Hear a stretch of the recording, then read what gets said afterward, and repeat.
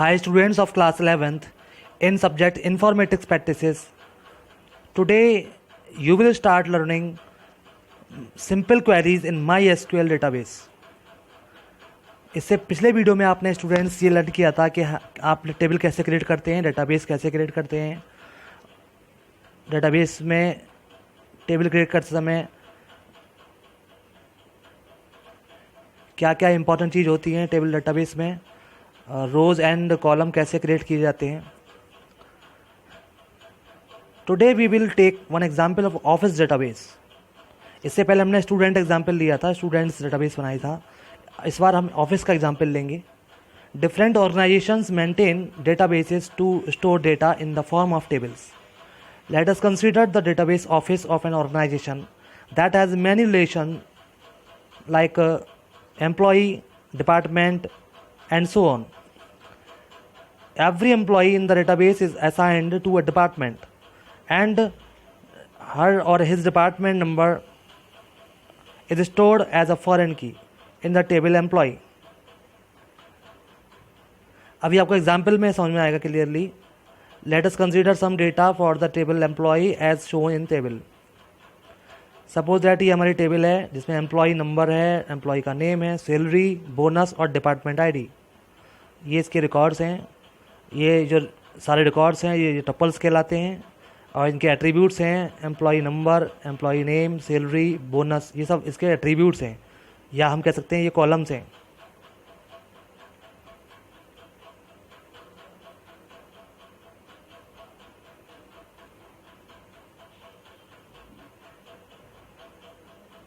अब हमें सबसे पहले ये समझना है कि how to retrieve selected columns from the specified table.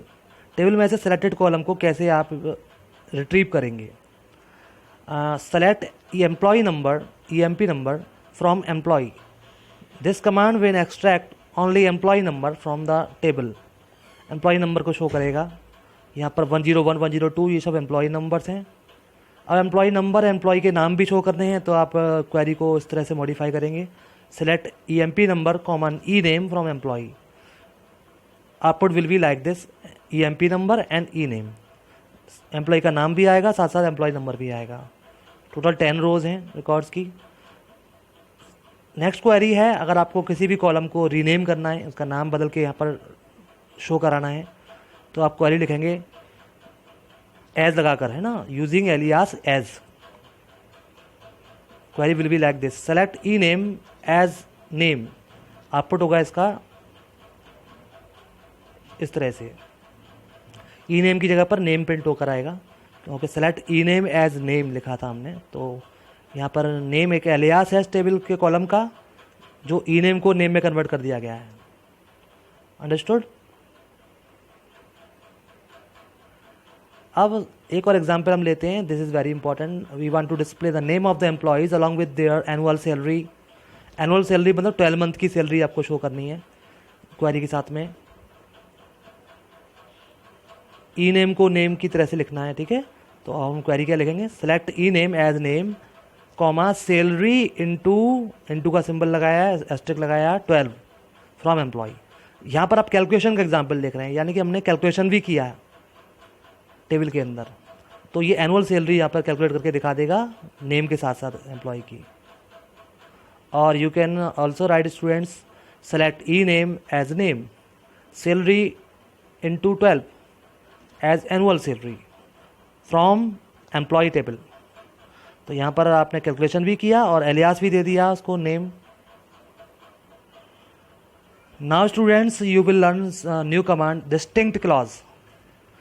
Distinct clause का यूज़ क्या होता है, let me explain to you.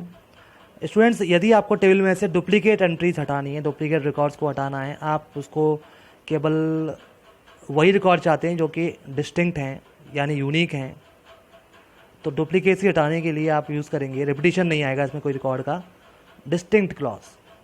Let me show you using example. Select distinct department ID from employee. मतलब जितने भी डिपार्टमेंट ID हैं वो distinct दिखाएगा.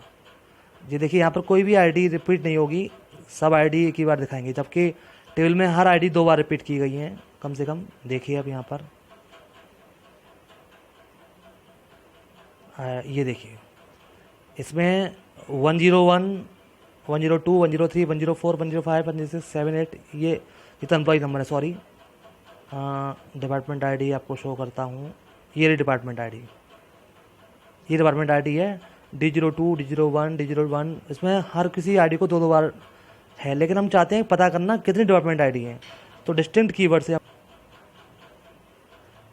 कीवर्ड से डुप्लीकेट एंट्रीज हट जाती हैं और सिंगल वो दिखाएगा।